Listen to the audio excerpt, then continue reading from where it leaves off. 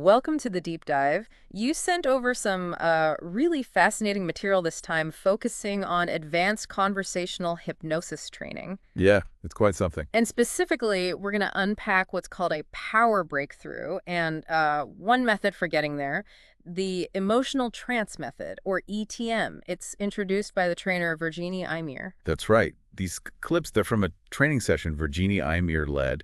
And what's really great for us, I think, is we get to hear this emotional trance method actually being used. Oh, nice. Yeah, we're listening in on a demo with a participant who's role-playing the client. So the idea today is really to get to grips with ETM through this, practical example you've got. Exactly. It feels like we're getting a bit of a behind-the-scenes peek at a technique that can really facilitate some pretty big shifts for people. Definitely. Okay, so let's dive in. Maybe start with the experience of the participant, the one role-playing the client. What stood out to you from what she said afterwards? Well, what's really interesting here, maybe something you've even felt yourself when you're trying to figure something out, is how she described feeling stuck. Mm. When she was asked questions, she mentioned having these moments where she just couldn't find the answers.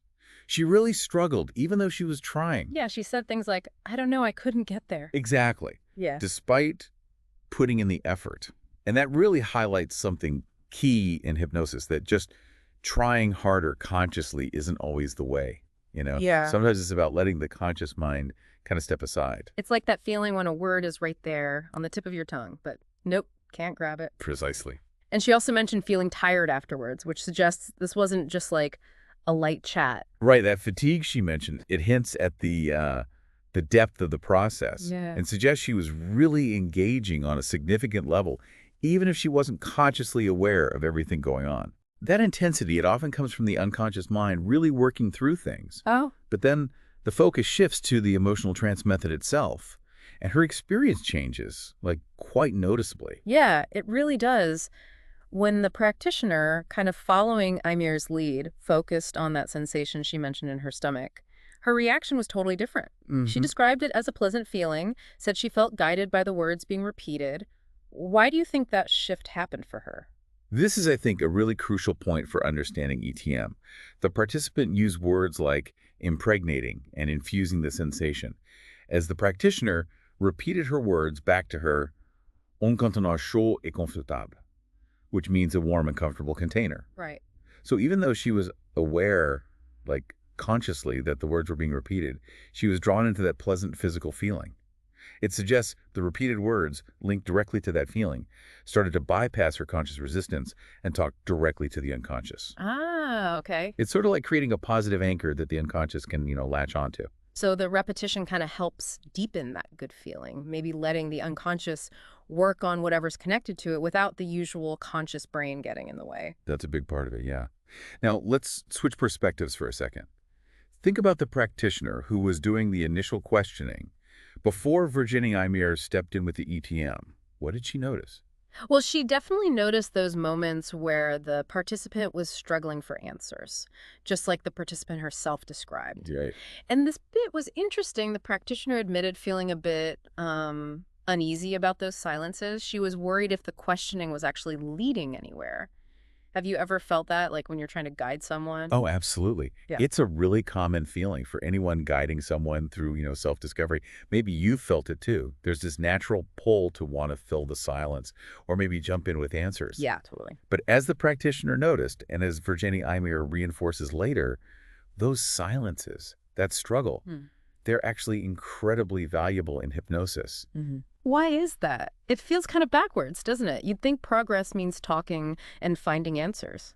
Well, because it's in that space, when the conscious mind hits a wall and doesn't have a ready answer, that the unconscious or subconscious mind gets a chance. It can step in, offer insights, process things differently. Ah. It's when we stop consciously searching so hard that deeper stuff can actually bubble up. And the practitioner, she recognized that potential, even though she felt that initial worry about the quiet. That's a really important shift in thinking, isn't it? Seeing those stuck moments, not as failures, but as like doorways. Exactly. Doorways. Okay, so let's get to the method itself. Virginie Eymere introducing and explaining the emotional trance method. How did she frame it for the trainees? Right. So Virginie Eymere explicitly introduces the méthode de transémotionnelle, the emotional trance method. She really emphasizes that it starts with noticing a sensation or an emotion the client is feeling, like right now. In the present moment. Yes. And she points straight to the example from the demo you shared, that sensation the participant reported in her stomach. So, for someone learning this, it's about being super tuned in to what's happening now for the client. Not just their story, but their body, their feelings. Precisely. And Eymere explains how she jumped on that sensation. She saw it as a potential pathway to resolving whatever the underlying issue was. Jumped on it. I like that. Yeah. And what's fascinating is how she viewed that physical feeling, not just as some random thing, but as a key, like a direct line to unlock something deeper.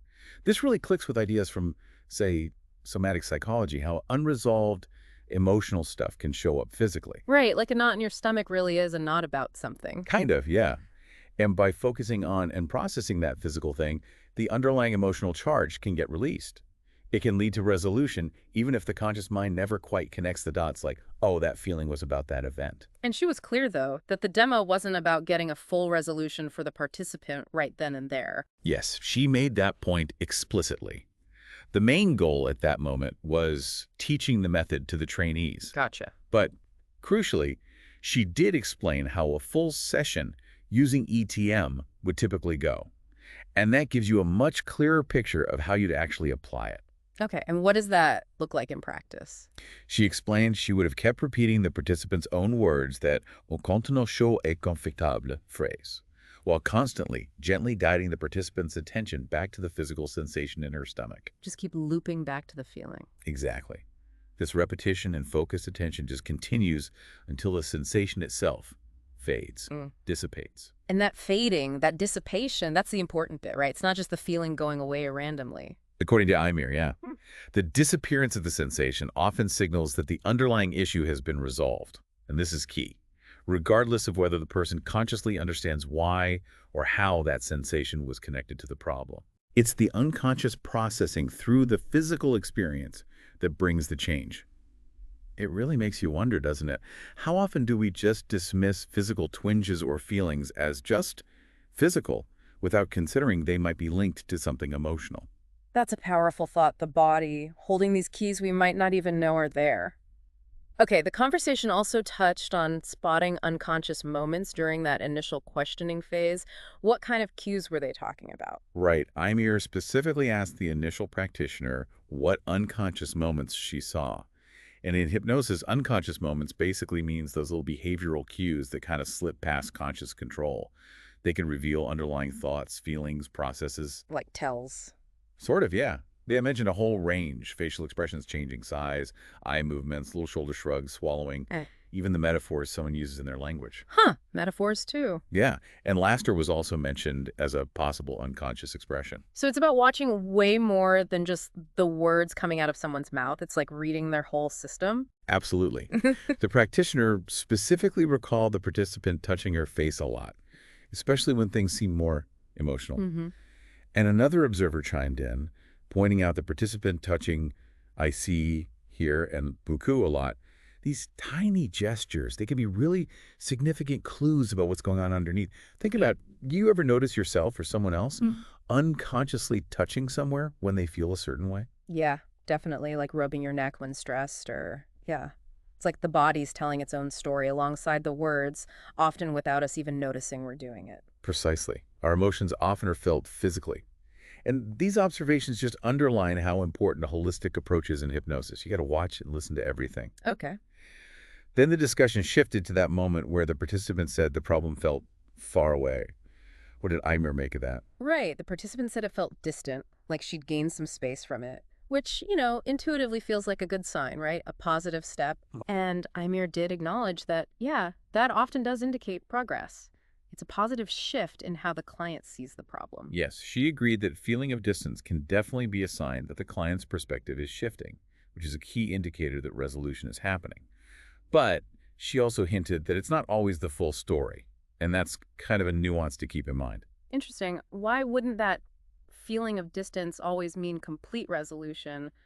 What else could be going on there? Well, unfortunately, the clip kind of cuts off there, suggesting it was something they'd explore more later in the training, so we don't get the full explanation. Oh, shame. Yeah. But it does suggest that, well, shifting perspective is really important. There might be other, maybe deeper levels of processing or integration needed before you can say, yep, that's fully resolved.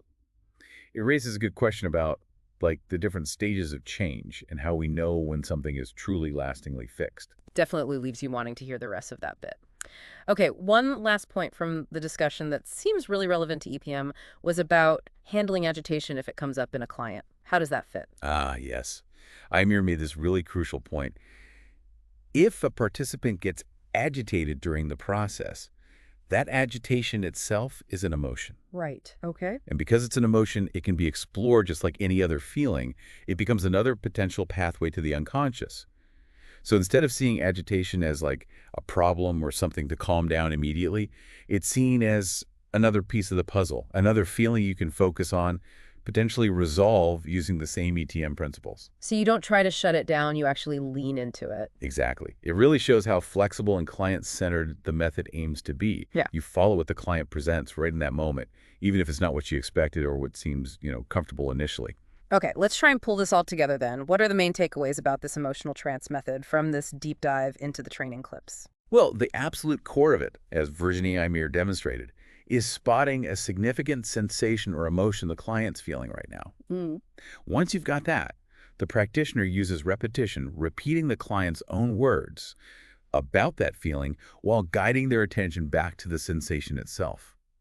The goal is to help create a breakthrough by using that unconscious link between the feeling and whatever issue lies beneath it. And it's not just about the words being said back and forth. That careful observation of all the nonverbal stuff, the unconscious moments, that's really important for the practitioner too. Oh, absolutely. Noticing the facial shifts, the body language, all those other little unconscious signals that gives the practitioner invaluable clues about the client's inner state and helps guide how they use the ETM approach. Okay. Ultimately, ETM really highlights this idea that our bodies, our emotions, they hold these really powerful routes to resolving deep issues, often working way below the level of our conscious mind or understanding. This has been, yeah, a really insightful look into a pretty fascinating technique. It definitely makes you think differently about just focusing on the present moment and the body's own wisdom. For sure. So here's a final thought for you listening in. Just consider how that seemingly simple act, just focusing on a physical sensation, could potentially unlock some really big emotional and psychological shifts. What other subtle ways might your own body be holding keys to deeper understanding, deeper change that maybe you haven't fully explored yet? Definitely something to mull over. Thanks for taking this deep dive with us.